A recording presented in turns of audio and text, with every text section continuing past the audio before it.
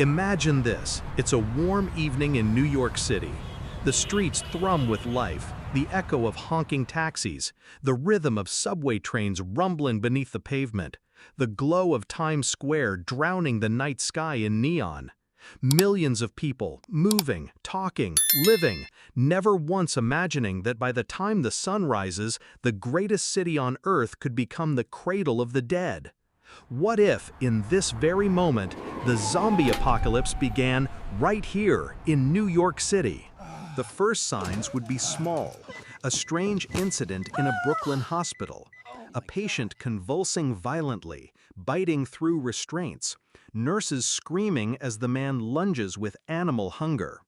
A local news outlet might dismiss it as a drug overdose, just another grim headline in a city used to chaos. But imagine if, in the hours that follow, similar reports ripple through Queens, the Bronx, and Manhattan. A commuter on the subway suddenly attacks passengers. A bloodied man staggering through Central Park. A panicked police officer calling for backup before his radio cuts to static. Could you recognize the warning signs before it was too late? Or would you dismiss it, like so many others, as just another story in the city that never sleeps? By midnight, New York would begin to change. Picture the crowded avenues, shoulder-to-shoulder humanity suddenly turning feral. Times Square, once the heart of celebration, would descend into horror screens flashing above as screams rise below. Tourists with cameras would flee in terror as shadows lunged from alleyways. Imagine the subway tunnels, already dark and claustrophobic, becoming breeding grounds for the infected. Underground, trapped in steel carriages, how long would you survive before one bite sealed your fate? The government's response would be swift but desperate. Helicopters would circle over Manhattan, floodlights searching the streets as barricades rose at bridges and tunnels. But here's the question, could New York ever be contained? With over 8 million residents packed into its veins, the infection would spread like fire in dry grass. Every stairwell, every subway car, every crowded rooftop would become a battlefield. And what would you do? Would you try to escape across the George Washington Bridge, fighting through a stampede of terrified humanity? Or would you barricade yourself in a high-rise, hoping the chaos would burn out before it reached your door? The city's very strength, its density, its unstoppable energy, would become its greatest weakness. Hospitals would overflow within hours, police stations would collapse under the sheer weight of panic, and cell networks would choke with desperate calls for help. Imagine watching from your apartment window as sirens wail endlessly, fires burn unchecked, and figures stagger through the smoke, some human, some not. Could you tell the difference anymore? And then comes the silence. That eerie, heavy silence after the screams fade. Imagine walking down Broadway, where neon signs still flicker above, but the only movement is the shuffle of countless undead feet.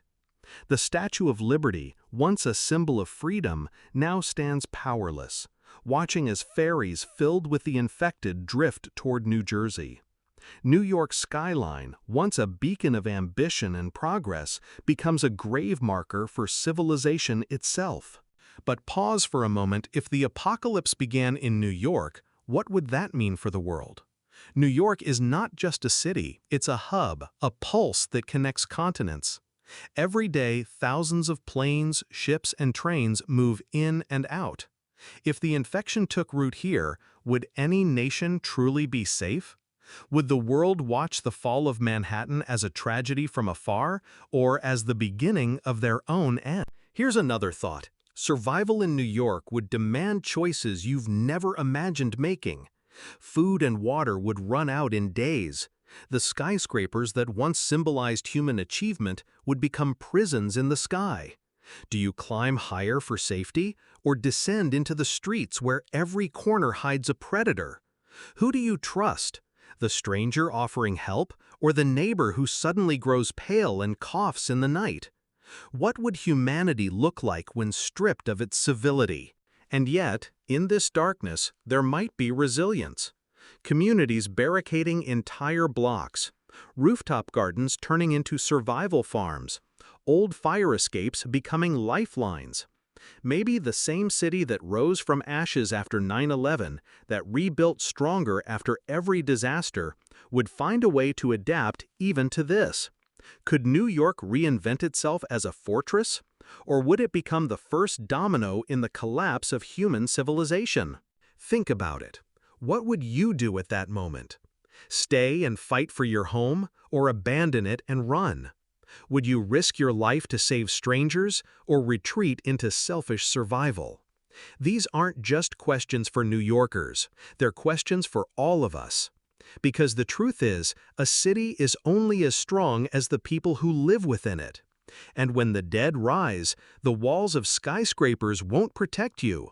Only courage, unity, and impossible choices will decide who lives to see another dawn. So imagine once more the skyline shrouded in smoke, the sound of helicopters fading into the night, and the streets below crawling with the endless march of the undead. New York City, the city that never sleeps, forever silenced by the hunger of the dead.